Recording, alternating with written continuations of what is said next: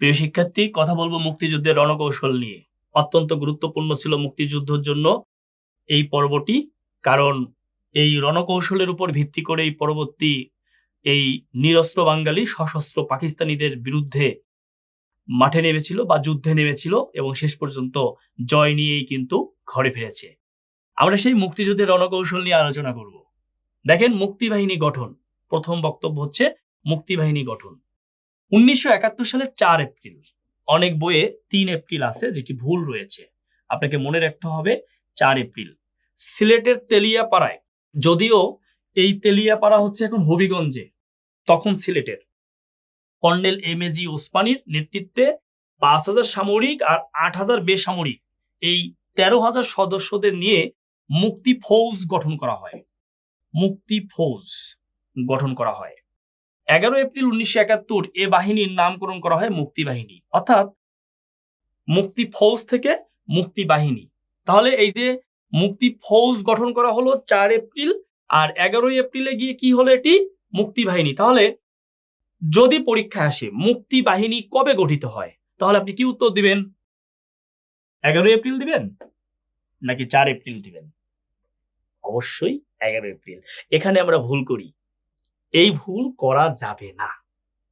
দেখেন, 17 এপ্রিল 1971 এম.এ.জি. ওসমানীকে আনুষ্ঠানিকভাবে সশস্ত্র বাহিনী ও মুক্তি বাহিনীর প্রধান সেনাপতি ঘোষণা করা হয়। কত এপ্রিল?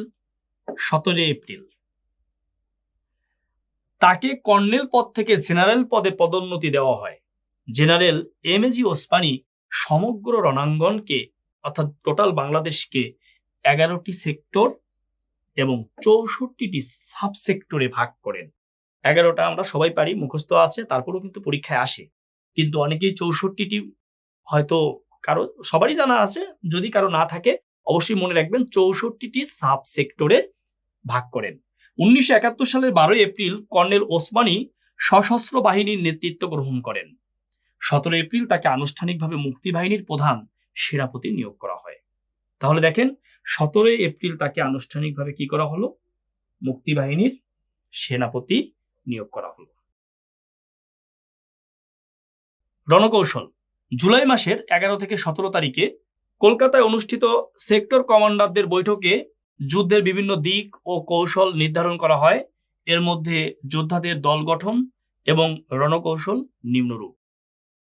ক, 5 থেকে 10 জন প্রশিক্ষিত সদস্যকে নিয়ে গঠিত গেরিলা দল, তাদের উপর অর্পিত সুনির্দিষ্ট কাজের দায়িত্ব সহ বাংলাদেশের বিভিন্ন নির্ধারিত এলাকায় প্রেরণ করা হবে।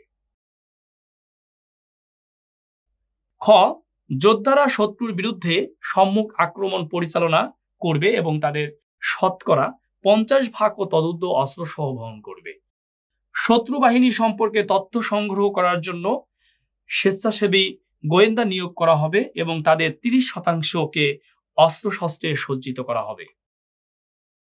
শত্রুর বিরুদ্ধে সামরিক অভিযান পরিচালনার সময় নিম্নবর্ণিত রণকৌশল সমূহ প্রয়োগ করা হবে। ক, ঝটিকা বা অতর্কিত আক্রমণ এবং লুকিয়ে থেকে শত্রুর উপর আক্রমণ পরিচালনার জন্য বিপুল সংখ্যক গেরিলা যোদ্ধা বাংলাদেশের অভ্যন্তরে প্রেরণ করা হবে। খ, শিল্প কারখানা অচল করে দেওয়া হবে এবং বিদ্যুৎ সরবরাহ বিচ্ছিন্ন করা হবে। গ, তৈরি পণ্য অথবা কাঁচামাল রপ্তানিতে পাকিস্তানিদের বাধা দেওয়া হবে।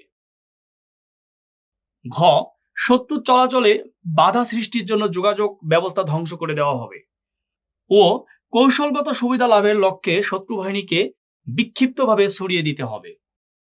চ, বিচ্ছিন্ন শত্রু সেনাদের নির্মূল করার লক্ষ্যে তাদের উপর আক্রমণ পরিচালনা করা হবে। বাংলাদেশের সমগ্র অঞ্চলকে 11টি সেক্টরে বিভক্ত করা হবে। সেক্টর বাহিনী 11টি সেক্টরে বিভক্ত হয়ে যুদ্ধ পরিচালনা করে। এর মধ্যে 10 নং সেক্টর হচ্ছে নৌ সেক্টর। দেখেন, আমি যে তথ্যগুলি দিলাম, আসলে এই তথ্যগুলি প্রিলিমিনারির জন্য অনেক ইম্পর্টেন্ট না, মুখস্থ করতে হবে তা নয়, বাট দিয়ে দিয়েছি। আপনাকে এখন থেকেই এই প্রস্তুতি নিতে হবে, পড়তে হবে আপনাকে। মুক্তি বাহিনীর গঠন কাঠামো। প্রধান সেনাপতি কর্নেল অবসরপ্রাপ্ত এম.এ.জি. ওসমানী। অনিয়মিত বাহিনী গেরিলা এফ, বাঙালি বিদ্রোহী সৈনিকবৃন্দ যারা ছিল তারা। নিয়মিত বাহিনী এম.এফ, বাঙালি বিদ্রোহী সৈনিকবৃন্দ। নিয়মিত বাহিনীর অধীনে ব্রিগেড বাহিনী 3টি। আমরা এটি দেখব। ব্রিগেড বাহিনী 3টি, তার মধ্যে একটি Z force, commander major Ziaur Rahman, এর অধীনে 1ম, 3য় ও 8ম ইস্ট বেঙ্গল রেজিমেন্ট ছিল। K force, commander major Khaled Musharraf, এর অধীনে 4র্থ, 9ম ও 10ম ইস্ট বেঙ্গল রেজিমেন্ট, 1ম ফিল্ড রেজিমেন্ট, 1ম মুজিব ব্যাটালিয়ন। আরেকটি হচ্ছে S force, commander K M Shafiullah, এর অধীনে 2য় ও 11 ইস্ট বেঙ্গল রেজিমেন্ট। এই ছিল মুক্তিবাহিনীর গঠন কাঠামো, মুক্তিযুদ্ধের রণকৌশল, মুক্তি ফৌজ থেকে মুক্তিবাহিনী। তথ্যগুলি অবশ্যই ভালো করে পড়বেন, নোট করবেন, মনে রাখবেন। আপনার সফলতা কামনায় আমি প্রলয় পাল সবসময় আছি আপনার পাশে। ভালো থাকবেন, সুস্থ থাকবেন। ধন্যবাদ।